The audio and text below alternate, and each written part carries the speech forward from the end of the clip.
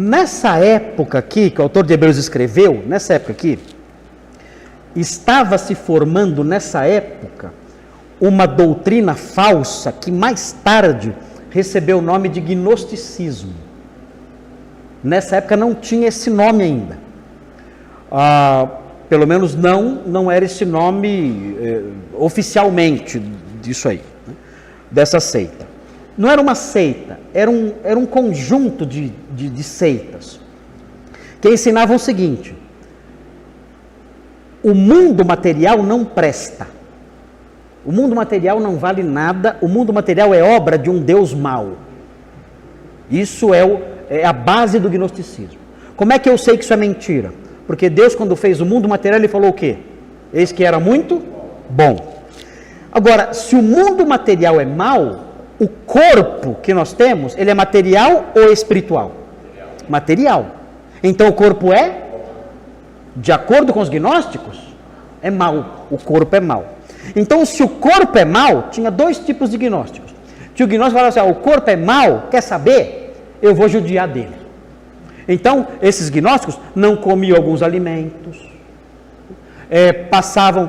se abstinham de todo tipo de prazer físico. Quer dizer, olha, qualquer prazer físico é mau, então, porque vai trazer prazer para o corpo físico, e o corpo físico não presta. O corpo físico é a prisão da alma, ele tem que ser judiado. Essa é uma vertente. E a outra vertente diz o seguinte: olha, o corpo é tão mau que não interessa o que você faz com ele.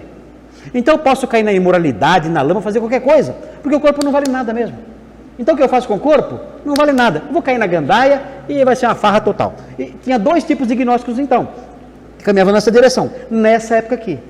Agora, os gnósticos criam na encarnação de Jesus? Não. Por quê? Porque para eles o corpo é mau. Então para eles Jesus era o quê? Era só um fantasma. Sabiam que existia isso no passado? Acreditavam que Jesus era só um fantasma, só. Uma aparição. Ele andava e ele não deixava marcas na areia se ele andasse na praia. Era um espírito, uma alma ali andando, ali perambulando lá. Então, os autores bíblicos, todos eles, João, Paulo e aqui o autor de Hebreus, eles atacam os gnósticos de uma forma muito direta. É que a gente não percebe porque a gente não está vivendo naquela época. Mas, por exemplo, quando João fala assim: olha, o que temos visto e as nossas mãos apalparam. Por que ele fala isso? Para dar uma cutucada nos gnósticos. Quando ele fala assim: olha, o verbo se fez carne. Por que ele fala isso? Para cutucar os gnósticos. Por quê? Porque Lucas mostra Jesus chegando para Tomé e falando assim: ó, toque em mim, porque um espírito não tem carne e ossos, como vedes que eu tenho. Por que ele faz isso? Para cutucar os gnósticos.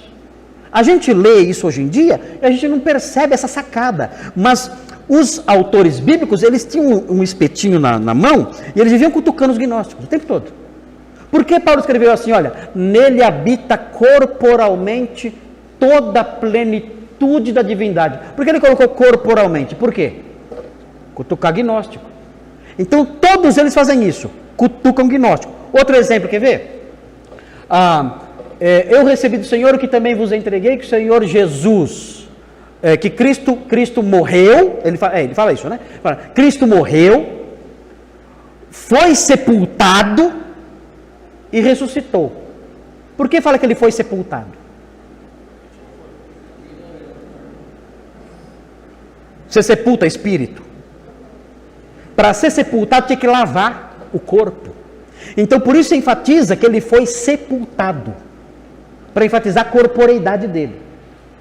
Porque não tem como você sepultar uma alma.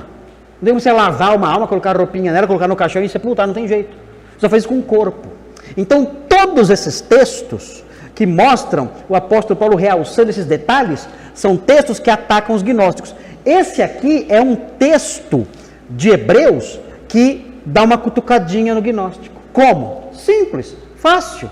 Corpo, me formaste. Jesus teve um corpo físico. Um corpo físico que viabilizou o sacrifício dele. Então isso era importante. Porque se Jesus não tivesse corpo, ele não podia derramar sangue. E sem derramamento de sangue, não há perdão de pecados. Então o gnosticismo era muito perigoso.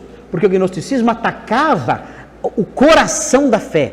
Se o corpo é mau, Cristo não se fez carne. Se ele não se fez carne, ele não sangrou. Se ele não sangrou, nós estamos nos nossos pecados. E outra coisa, se o corpo é mau, não existe ressurreição. E se não existe ressurreição, a nossa fé é vã. Olha como o gnosticismo era perigoso. Muito perigoso. Porque ele atacava o coração da fé. A encarnação do verbo e a ressurreição de Cristo é a nossa. Então acabava com o cristianismo. Era uma bomba atômica no cristianismo. Não tinha como conviver com o cristianismo com o gnosticismo. Não tinha jeito.